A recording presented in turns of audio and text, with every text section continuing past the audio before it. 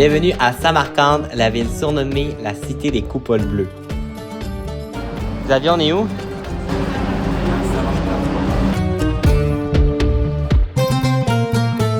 Voici notre chambre à Samarcande. Avec des beaux lits qui ont l'air plus confortables. Des belles salles de bain. Ça a bien de l'allure, ça a bien de l'allure. Ça nous a quand même coûté 1 400 000. Hein, Xavier? Pricey! Il y a bien sûr des choses qui ne changent pas et qui nous permettent de préserver nos repères. C'est pas la marche. Et toi, il va courir.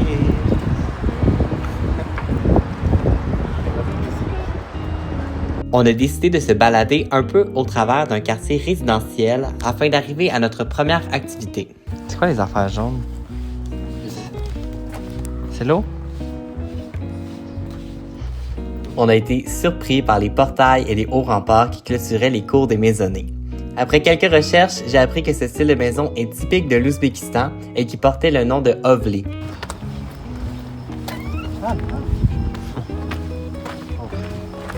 Première activité, nous sommes allés visiter un centre artisanal de fabrication de tapis de soie, puisque Samarcande était la ville au centre de la route de la soie qui partait de l'Asie vers l'Europe. C'est tout des tapis, même si on dirait une photo, mais c'est un tapis. C'est impressionnant. Il faut savoir qu'historiquement, la soie a été faite à partir de cocons de chenilles qu'on faisait d'abord bouillir pour tuer l'insecte, pour après dérouler le fil qu'il avait si bien embobiné. Et ça, c'est les petits cocons pour pouvoir faire le fil à tapis. Puis ça, c'est les couleurs naturelles. Fait que ça, c'est du bois d'oranger, l'orange, une bonne grenade, le rouge, l'écorce de noix pour le beige. Le jaune, c'est quoi? Asperge.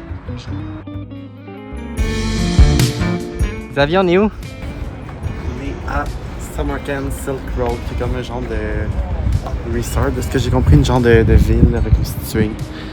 Donc on va aller voir ça, il y a plein de restos, de magasins. C'est ça, je pense que c'est une affaire de touriste. Oui, c'est une affaire de touriste, mais on ne pensait pas que c'était une clientèle aisée qui était visée. Le Samarkand Silk Road, aussi appelé la ville éternelle, est un lieu de rassemblement artificiel où est-ce que 8 complexes d'hôtels luxueux se sont rassemblés pour offrir un lieu où est-ce que les touristes pouvaient manger dans des restaurants haut de gamme et s'acheter des produits d'artisans locaux. Il y a plusieurs clins d'œil aux bâtiments des différentes villes de l'Ouzbékistan qui sont présents sur les 13 hectares du site. Xavier, on est où? On est au restaurant à Silk Road.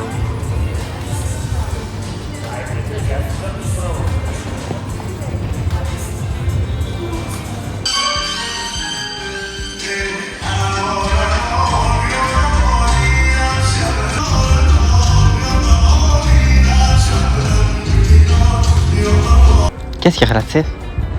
C'est comme les villages artificiels, mais pourquoi ça c'est artificiel? C'est là, quelqu'un l'a fait, c'est pas... Ben oui, puis c'est incroyable, on assume. Ben oui, c'est le fun, tu sais. On s'y plaît, hein? On s'y plaît. On s'y plaît. Xavier et moi, on essayait de justifier notre temps passé ici, dans ce lieu non historique de Samarcande qui date tout juste de 2022. Pour le touriste moyen, il faut savoir qu'un Hilton coûte environ 300 $ l'année.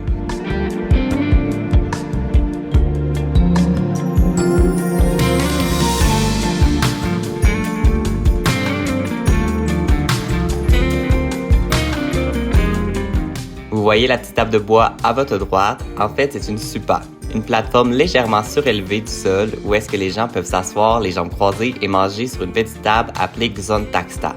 La supa a été retrouvée dans la cour extérieure des Ovli. C'était l'endroit idéal pour souper en famille.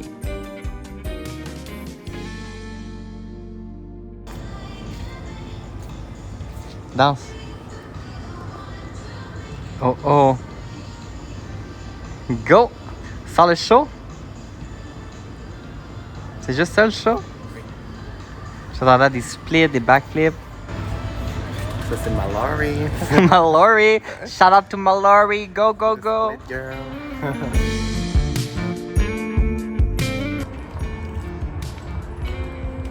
Nous partons du site. On va aller se faire couper les cheveux.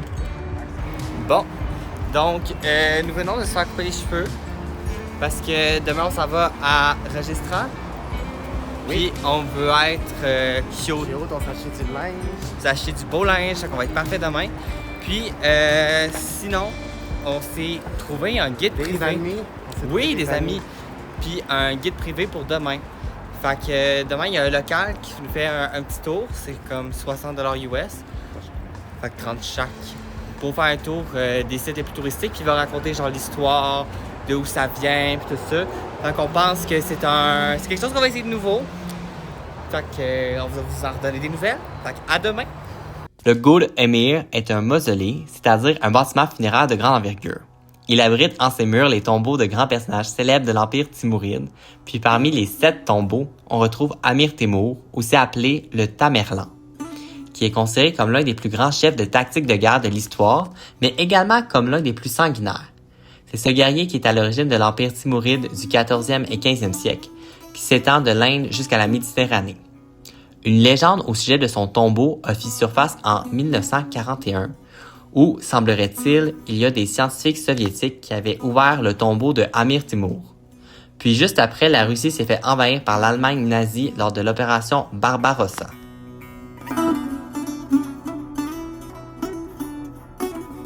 Le Registan est pour moi le monument phare de Samarcande.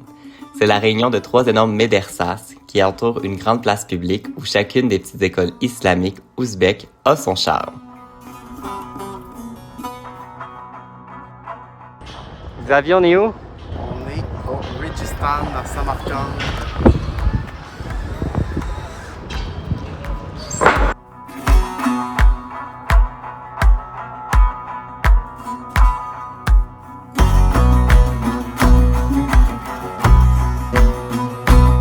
Nous attendons notre guide parce qu'il a déplacé son auto, ça fait une demi-heure. Est-ce que nous allons perdre notre guide? Peut-être. Sinon, on peut voir qu'il y a de la construction derrière parce qu'il y a un festival de musique annuel où est-ce que des gens partout dans le monde viennent présenter leur culture, de la musique, de la danse, tout ça. Fait que c'est en préparation, c'est dans 1 mois, mais ils préparent 1 mois d'avance, ça me retire. Fait que c'est ça. Dans le premier bâtiment à gauche, lorsqu'on fait face au Registan, on a franchi les portes de la médersa d'Olukbeg. Olukbeg est un descendant d'Amir Temur et il repose tout comme lui dans le Gould Emir qu'on vient de discuter. Bien qu'il a encadré la rénovation du Gould Emir, il a également dirigé la construction de sa médersa au Registan. C'est un grand architecte, mais pas que. Il était aussi un grand savant et un grand adepte d'astronomie. Et il préconisait beaucoup dans sa médersa l'apprentissage des étoiles et des mathématiques.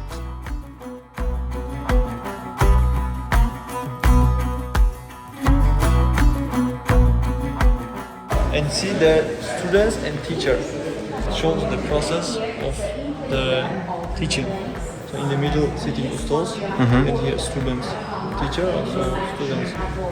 Okay. Le bâtiment qui est au centre du Registan, c'est la médersa Tia Kari. Bien qu'elle fait office de bâtiment scolaire, tout comme la première médersa, elle contient également une sublime mosquée pour les prières du vendredi.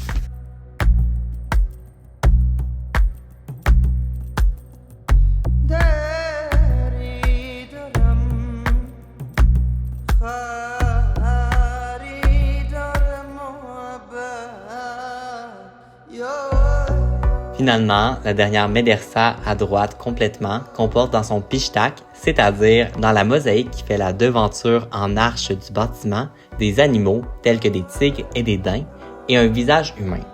C'est très peu commun dans l'art musulman de faire des représentations de visages, alors c'est quand même un bon fun fact.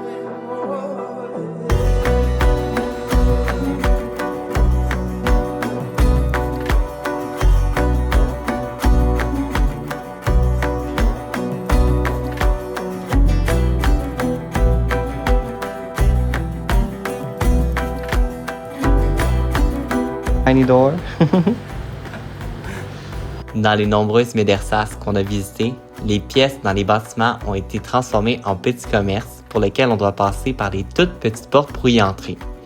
C'est ce qui conclut notre visite du Registan, qui est au cœur de Samarcande et qui est pile au cœur de la route de la soie.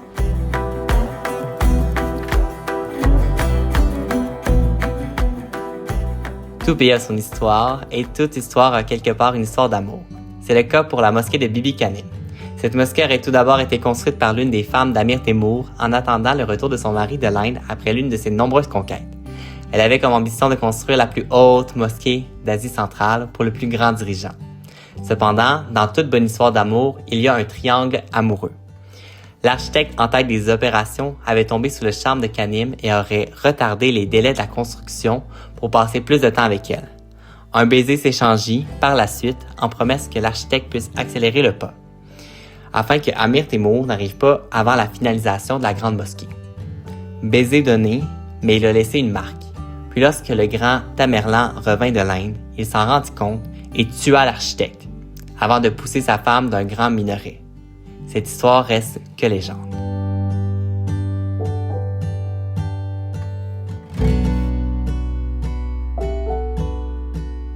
Face à cette mosquée, on est allé dans un tout petit marché, Siob Bazar.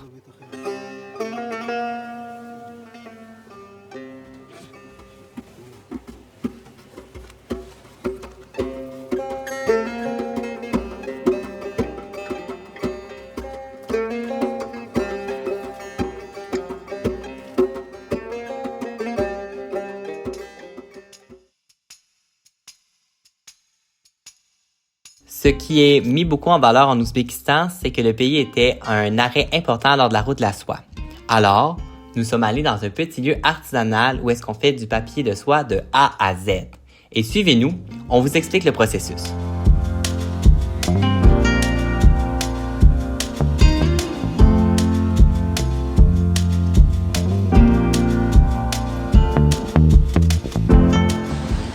Un truc de papier. L'usine de papier. Faire du papier de soie. Première étape, il faut peler l'écorce du mûrier à papier. On utilisera ensuite son écorce pour fabriquer notre papier de soie.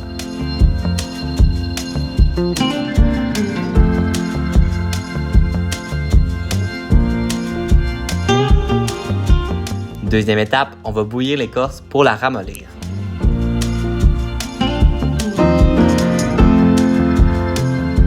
Par la suite, grâce à la roue à aube qui tourne à l'aide du courant de la rivière, il y a un gros morceau de bois qui monte et qui descend et qui transforme notre écorce ramollie en une pâte compacte. Process also will take around 8 hours.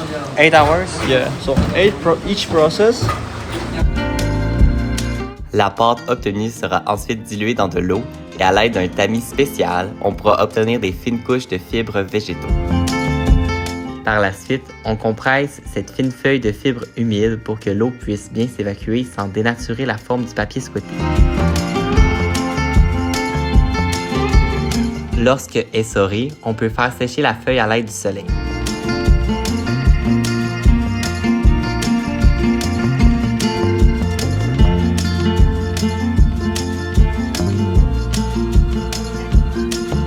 On termine en frottant la feuille avec une pierre d'agate afin de donner le verso lisse caractéristique du papier de soie.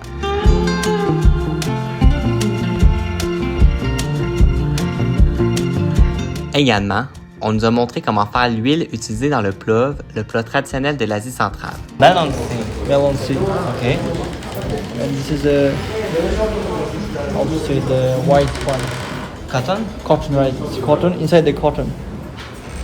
Inside the cotton and these two things. So 4 things they use it. So they use the fork for making the oil. Oil. Shakizinda est une grande allée surélevée de mausolées qui, je rappelle, sont des petits tombeaux où les devantures de chaque bâtiment sont colorées des plus belles compositions de mosaïques. On donne aussi comme nom à cet endroit de cimetière de rue. On peut retrouver ici des célophates d'anciennes épouses de Amir Temur. Aussi, mis à part l'histoire, cet endroit ferait rêver n'importe quel photographe. Il y a tellement une grande variété de mosaïques et les nombreuses arches font en sorte que cet endroit est incontournable pour faire des photos avec une composition artistique. Laissez-vous charmer par cette rue sinueuse azurée.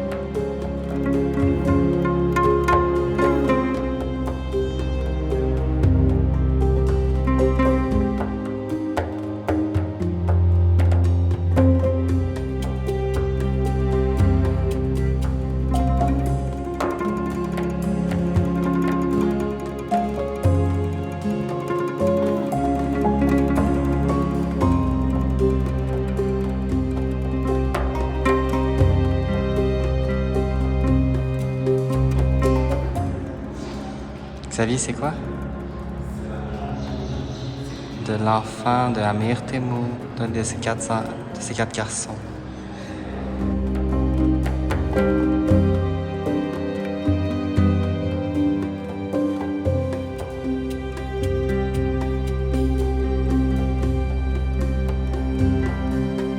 On quitte ce lieu magique, mais honnêtement, tout comme le Régistan, Shaki-Zindan n'est pas à manquer si vous passez par Samarcande.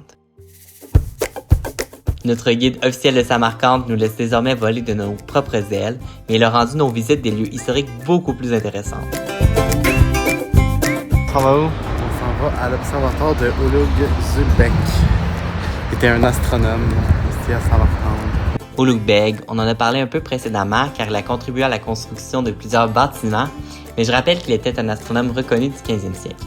Il a dans ses travaux initié, dirigé et contribué aux tables sultaniennes, qui sont 4 catalogues d'astronomie où on peut retrouver des calendriers lunaires, des mesures de distance entre les étoiles et la Terre et les prédictions d'éclipses.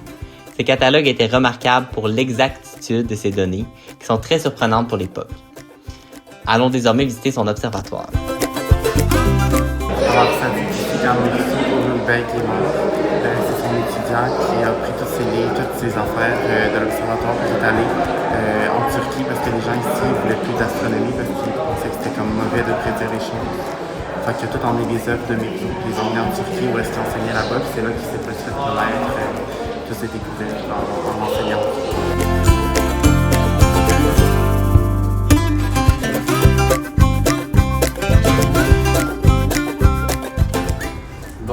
Par l'explication de l'observatoire. Donc ici, nous voyons il y a 2 rails. Je pense que les rails, il y a différents degrés. Fait que là, on peut peut-être voir là-bas, il y a un trou en haut. Là. Je sais pas si on ne voit pas la fenêtre, le trou en haut. Le soleil, en fait, il tombait là, puis il va mesurer les choses. On finit avec notre visite de la mausolée du prophète Daniel. Ça fait beaucoup de tombeaux, je le concède, mais Samarcande, c'est vraiment la ville de l'histoire du pays. C'était tout de même la capitale de l'ancien empire timouride.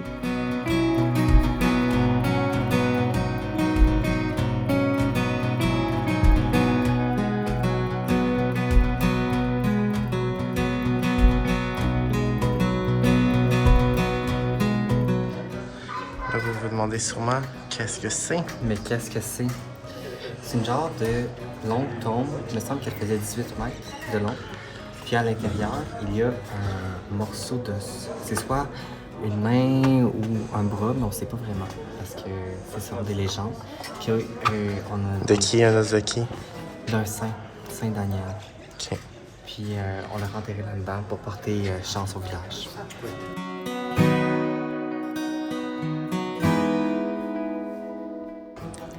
Xavier?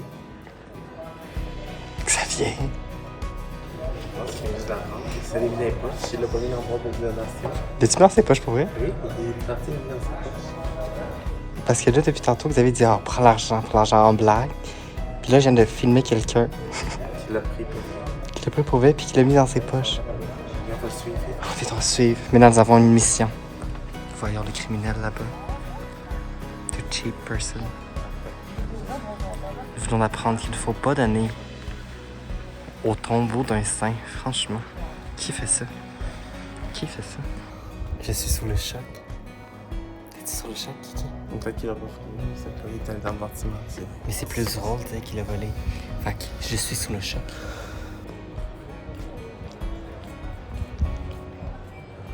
Xavier, on est resté combien de temps? 15 minutes. Pourquoi? Il n'y avait pas grand-chose à voir pour un cercueil. C'est vrai. C'est ce qui conclut notre visite de Samarcande. On reprend alors le train pour continuer notre grande route vers les villes de l'Ouzbékistan.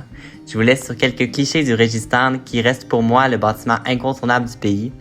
Laissez un like, laissez un commentaire et partagez si le cœur vous y chante.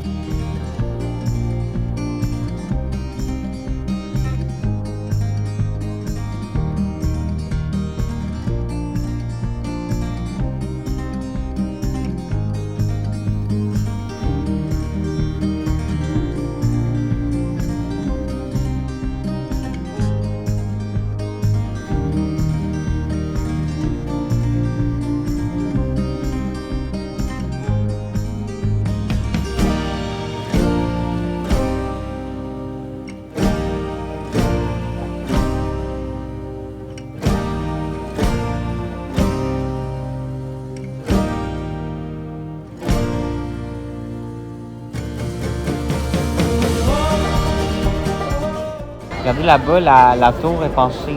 Parce qu'à un moment donné, elle a déjà failli tomber, parce qu'ils l'ont comme penchée pour pas qu'elle retombe.